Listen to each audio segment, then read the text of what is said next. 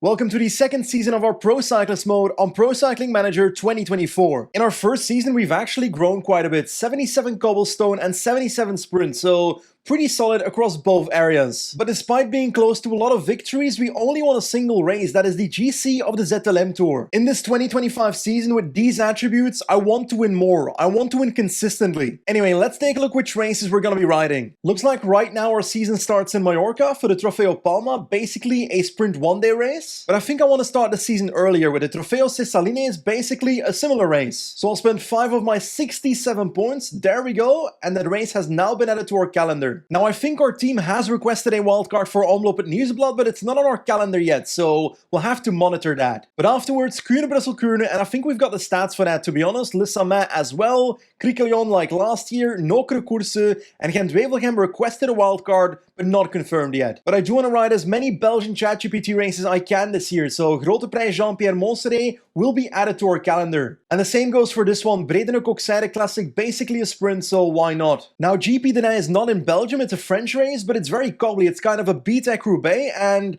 I like that idea, so GP Denay will be on the calendar. Now I am doubting a little bit when it comes to the Classic Brugge de Panne. It's a World Tour one-day race, it's an echelon sprint stage, but reality is the top sprinters will be there, and we are not a top sprinter, so that's gonna be a difficult one, but I think I'm still gonna do it. There we go, 7 points to spend. We've got a bunch of races on the calendar in the first 3 months now. In the second quarter of the season, I'm quite intrigued by the Tour de Hungary. 1, 2, 3 sprint stages. Because it's during the Giro d'Italia, I'm expecting the top sprinters to not be present there, so I'll go to that race. On to the third quarter. Brussels Cycling Classic, flat sprint with a little bit of cobbles. I think that's a fair addition. But do we go back to the ZLM Tour, the race we won last year on bonus seconds? I think we do, because I think there's a fair few stage victories up for grabs there. Now the last part of the season is the holy grail when it comes to Belgian ChatGPT races. Drijvenkoers Overijse, we need to ride that race. Oof, Grand Prix Wallonie, that's a bit too hilly for me. The Kampioenschap van Vlaanderen, that's one we can add. And the same goes for this one, Omloop van het Houtland. There we go, our season planning is done for now. I'm saying for now because there's a lot of World Tour races that our team has requested a wildcard for, and if those wildcards are accepted, I want to race those races. But anyway, for now that's our calendar, starting off in Mallorca. Okay, we have to reply to our trainer asking how did this winter go? We know that our first races are at the end of January, so we've got some time to get to form.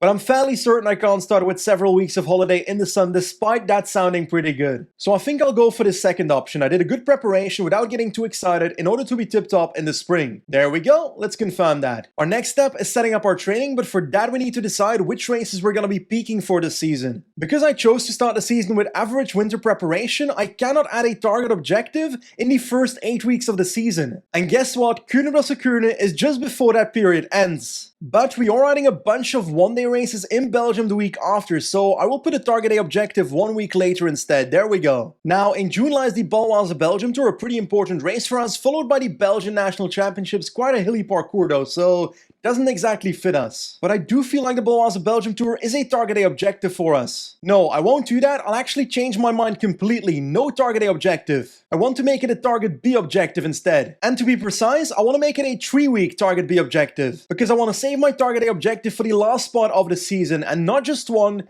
3 weeks in a row. Because I do think I can win a lot of these 1.1 races in Belgium at the end of the season. And lastly, I think I can add a target B objective right here. There we go, on the Etias Tour de Wallonie. And actually, I can make that 2 weeks in a row. I can see, there we go, also at the Arctic Race of Norway. Now, I'll be honest, I look at my training and I see a lot of objectives on my screen right now. So I don't know how well this will work, but I guess we'll find out during the season. When it comes to our weekly training, I won't be focusing on the Sprinter and Northern Classics actions, I'll actually be focusing on the puncher one, because I want to get my rider a bit more versatile. Anyway, I think that's it when it comes to our season preparation, so let's start heading to our first race. Oh snap, Flanders-Baloise is cooking. Invitation obtained to Dwars door Vlaanderen, Omloop Nieuwsblad, Liège-Bastogne-Liège, Flèche Wallonne and Paris-Roubaix. Which ones do we want to add to our calendar? First of all, Omloop Nieuwsblad already added to the calendar, so that's amazing. But right now, I don't have the points to add Dwars door Vlaanderen to our calendar as well, so we'll have to wait a bit. Looks like La Flèche Wallonne is also automatically on our calendar, but that race really doesn't fit me. But I am noticing that Paris-Roubaix is not on this list, so I'm guessing that level 7 Benji does not have access to monuments yet. Anyway, it's finally time for our first race of the season. Trofeo Ses Salines, one of the Mallorca challenges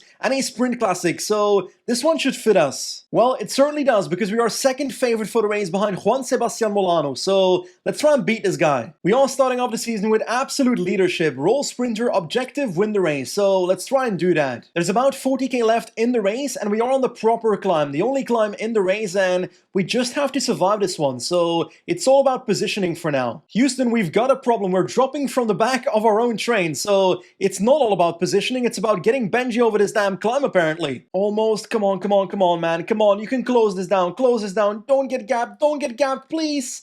Don't open a gaps lock, don't you dare. We are still in the peloton over the top. That's perfect. 10 kilometers left. We've got some late attacks by Watson and Doel from the same teams. Vircek trying the same. Van der Velde is basically done for, so it's time for Jasper de Jager to take over on, let's say 90. Van der Velde out of the way, my friend. Properly out of the way. We've got our 5-man train left. I think I can go 99. Let's do the right side of the road. Nope, we're getting blocked in. Let's stay on the right side of the road because Tudor opens the gap up for us. That's perfect. This is perfect. Van Hoof can take over on, let's do 98, not 99. Let's do 98. There we go. Wout van Hoof, keep it up. De Vilder in the wheel with a +3 on the day. So that is perfection. 99 on Van Hoof now. We can switch towards De Vilder right now. 99. Van Hoof out of the way. Still looking great. Van Poeke in the wheel of De Vilder. This might be the one, guys. This might be the one. Last 3 kilometers. Van Poeke can take over, not yet. Right now on, let's say 99, there we go. De Vilder out of the way, the Lotto train on the right. We're gonna beat those guys, Van Poeke can go right now. Nasen in the wheel, perfect lead out. Nasen goes against Aberasturi. Nasen versus Aberasturi. I'm gonna lose this one. I launched a little bit too early. Oh, we're getting second on this one. Ahead of Dainese, but losing from Jon Aberasturi. What a shame. So close to the bloody victory, but hey, it's a loss nonetheless. If I launched Van Poeke a little bit later, then Nasen could have sprinted a little bit later and I would have won this one easily, but hey, mistakes were made and we lose this one. And as a consequence, mediocre evaluation from the manager, so only 5 XP. That's a bummer. Anyway, on to the next Mallorca challenge then. Once again, a sprint one, Trofeo Palma. Let's bring this one home. Because, well, we are the favorite, so losing is not an option. Once again, roll sprinter, objective win the race. We have one job and that is to win. Just over 15k to go, still a 5-man breakaway, but it's only 27 seconds ahead, so I feel like we've got the race under control. A proper sprint train set up with Nasen in the wheel of Van Poeke once again, but De Vilder's almost done for, so Hesters can take over. 5 kilometers to go, still looking good. Last breakaway rider has been caught. Oh, Van Poeke got hindered there by that breakaway rider. Let's see what we can do here. Energy gels on everybody. Should I take over with Van Hoof already? I think I should. There we go. 4k to go. Van Poeke, get to the damn wheel. Let's not launch as early as last time, even though we've got plenty of energy. Oh my god. We are so blocked in. This is not good at all. Can I move up with the sneaking ability for a second? Yes, I can. No, I can't, because now I'm not in the wheel of Van Poeke anymore. That's not brilliant. Can I move up? Come on. Let's launch with Van Hoof. This might be stupid. Van Poeke in the wheel. Let's launch there. Nasen in the wheel of Van Poeke will launch right now. There we go. Nasen versus Maresco. We're gonna get second. Ah, come on. Always second. Like, is this what the season is gonna be like? Am I gonna lose every single race by finishing second every time? Come on, man. And once again, the mediocre evaluation, only 5 XP. Come on, give me something. Okay, let's lock in one more chance to win a stage in Spain. Clásica de Almería, sprint stage against Wout van Aert and Laporte, so the competition is bigger now. But that won't stop me from trying. Once again, roll sprinter, but this time objective is finishing in the top 3, but my personal objective is pretty straightforward. I want to win this race. What is happening here? Are all these people attacking? I feel like they might be. Jesus Christ. Anyway, our train is in control, so I'm not complaining. It's our train versus the Visma bike train today. More attacks on the left side of the road, but De Vilder is doing a hell of a job controlling all these moves. Van der Velde out of the way, don't block anyone. Come on, team. And Gigel on Hesters as well, our last lead-out man. Van Hoof can almost take over. It's a bit late, kind of, but I'll do it anyway. De Vilder, don't block anyone. Maybe block the Visma train. I'm not complaining there. And Gigel on Nasen. We are looking quite good. Actually, are we? Are we missing someone? Yes, we are. We're missing Hesters. How the hell will I get him to the front? I don't think I will. So I'll have to go with Van Poeke somehow. So I'll need to go 97 on Van Hoof. Hesters is gone for. Van Poeke will need to take over. Let's do 99 on Van Hoof. Come on, move up.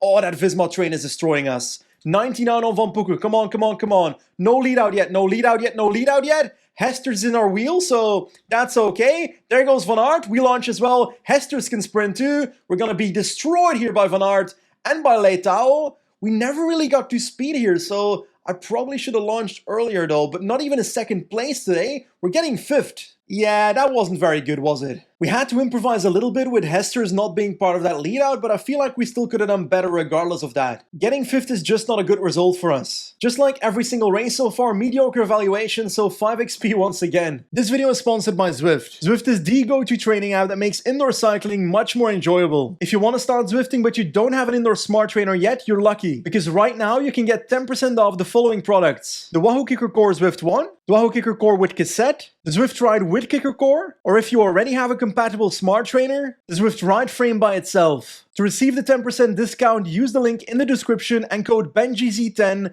Both steps are important, link and code. Anyway, back to the video. Anyway, our next race is not just a random one-day race in Spain. It is our first World Tour race as a pro cyclist, the Omloop Nieuwsblad. Honestly, with 77 in both cobblestones and sprint, I reckon we do have a chance. And actually, our team 73, 73, 75 and 70 cobble, that's pretty decent. But our competition is out of this world. Mathieu van der Poel, Wout van Aert, Jasper Stuyven, Laporte, Kung, and so forth. So even a top 10 here would be pretty fantastic, but I can't deny that my ambitions lie a bit higher. So we're starting the race as leader outsider with objective finish in the top 10. I reckon that should be possible. Well, actually, we've got a -3 on the day, so only 76 when it comes to our cobble stats, and our secondaries are significantly lower, so I'm not overly happy with that. Anyway, halfway the race and the first cobblestones have arrived, so positioning is key. I've got my train with Nasen in 4th position near the front of the peloton, but also Coleman in the breakaway. That's a 74 cobblestone rider, so a pretty valuable satellite rider. With about 65 kilometers to go, a 4-rider group is going off the front of the peloton, and I wish in Pro Cyclist mode that I could literally say to Aaron van Poeken, go attack with that group. That would be nice if I had that power, because I can't actually decide for Aaron to attack and go into the breakaway to become a second satellite rider for us. The breakaway is now caught, so Coleman is now part of my train. There we go, and we've got 5 riders again. Van de Winkel is basically done for though. Looking at our energy, I don't actually think we are the best rider in our team, especially with that daily form. Van Poeken has 77 cobblestones today, so this guy should genuinely be co-leader. We are topping the Berendries with about 30 kilometers to go, and I gotta say there's not that many obstacles to come. We've got the Muur together with the Bosberg in the last 20 kilometers, but outside of that, it's kind of done right now, so I reckon we're looking pretty good. Wout van Hoof has worked very hard to control any attacks, and we're about to start the Muur van Gerardsbergen right now. Come on, Coleman.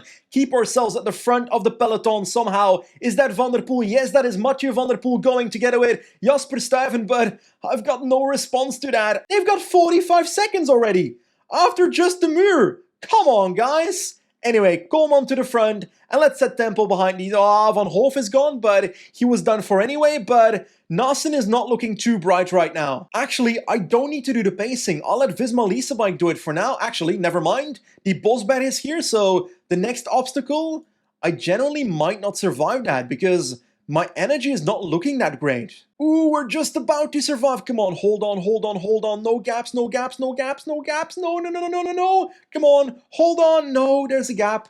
There's a gap. Can I drop someone back? Can I wait with these two guys on 0 to try and pace me back on 85, something like that? Just trying, you know. There we go. Nasen in the wheel of Van Poeken. Van Poeken in the wheel of de Vilder. Van Poeken is the only guy with energy. To be honest, he should have had a chance to fight for himself in that front group, but no. I'm selfish, so I pulled him back. Yeah, we are completely doomed. There's like 30 riders ahead of us right now, and we are dropped completely empty. Mathieu van der Poel wins Omloop Nieuwsblad ahead of Jasper Stuyven and Filippo Ganna. But imagine what could have been possible if I didn't start today with a -3, you know? Honestly, I don't even want to know where we finished. We finished 35th. That is completely awful. It's fair to say our first World Tour race was a complete disaster. That being said, we are getting 20 XP for finishing our first race in World Tour. I guess that's something. Because from our manager, we're getting absolutely nothing. Bad evaluation, 0 XP. That is honestly just sad. And sad is exactly how I describe today's results, because we're starting off with second in Mallorca, then 5th, and now 35th. So it's not going the right way. But hopefully we can turn the tide in the next episode. As always, thank you for watching, and I'll see you soon. Goodbye.